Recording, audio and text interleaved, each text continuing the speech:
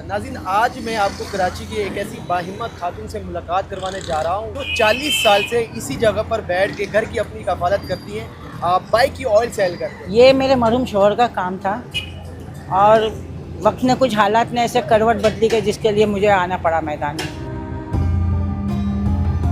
तो आपके घर में आपके साहबजादे नहीं हैं? मेरा साहबजादा था, उस वक्त छोटा था और बिल्कुल सीधा बच्चा था, उसके बस की ये बात नहीं थी, उसके साथ मुझे आना पड़ता था यहाँ। अब तो उसकी अल्लाह ताला मग़फ़िरत करे, उसकी डेथ हो गई है, 4 साल हो गए। MYK न्यूज़ की वीडियोस देखने के लिए हमारा चैनल सब्सक्राइब कीजिए और बेल आइकॉन को क्लिक कीजिए ताकि आप हमारी आने वाली वीडियो से बाखबर रह सकें।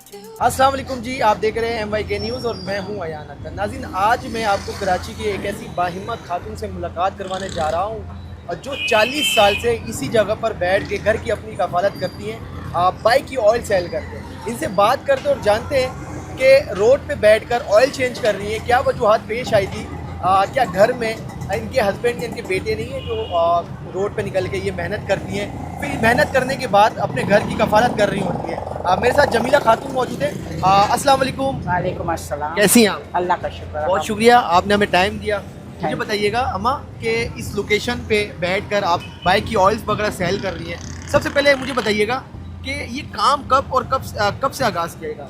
ये मेरे मरहूम शौहर का काम था और वक्त ने कुछ हालात ने ऐसे करवट बदली के जिसके लिए मुझे आना पड़ा मैदान में। तो आपके घर में आपके साहबजादे नहीं हैं? मेरा साहबजादा था, उस वक्त छोटा था और बिल्कुल सीधा बच्चा था, उसके बस की ये बात नहीं थी, उसके साथ मुझे आना पड़ता था यहाँ। अब तो उसकी अल्लाह ताला मग़फ़िरत करे, उसकी डेथ हो गई है, 4 साल हो गए।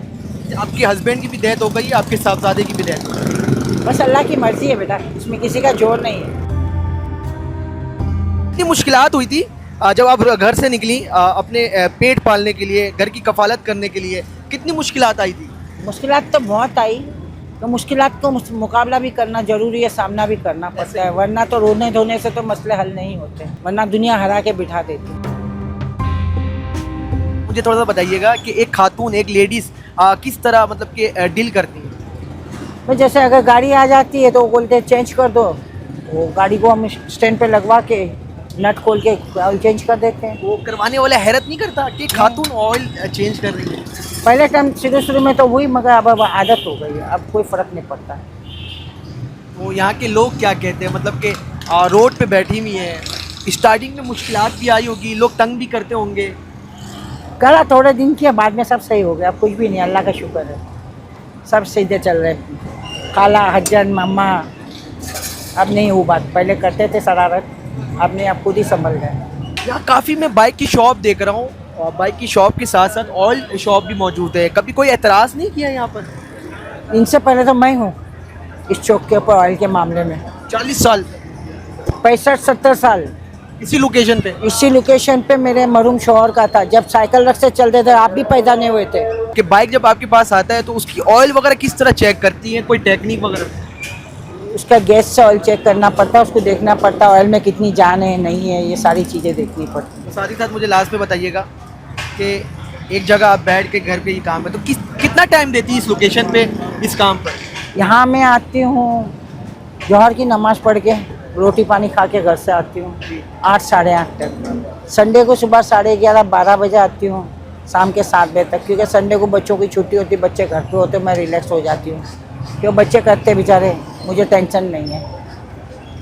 आप आम दिनों में बच्चे बेचारे स्कूल जाते, पढ़ाई करते, अपनी तालीम हासिल करते हैं, तो लाजमी है मैं कर लेती हूँ। इसमें क्या मेरी एक्सरसाइज भी होती है, वर्जिश भी होती है और हम मिल बांट के सारे काम भी कर लेते हैं। लास्ट पे क्या हमारे देखने वालों को, ऑडियंस को क्या पैगाम देना चाहिए? कुछ भी नहीं, अल्लाह ताला इनको रोजी रोज़गार दे, परेशान है इनकी परेशानियाँ दूर करे, अल्लाह हर मुश्किल आसान करे, यही दुआ करे।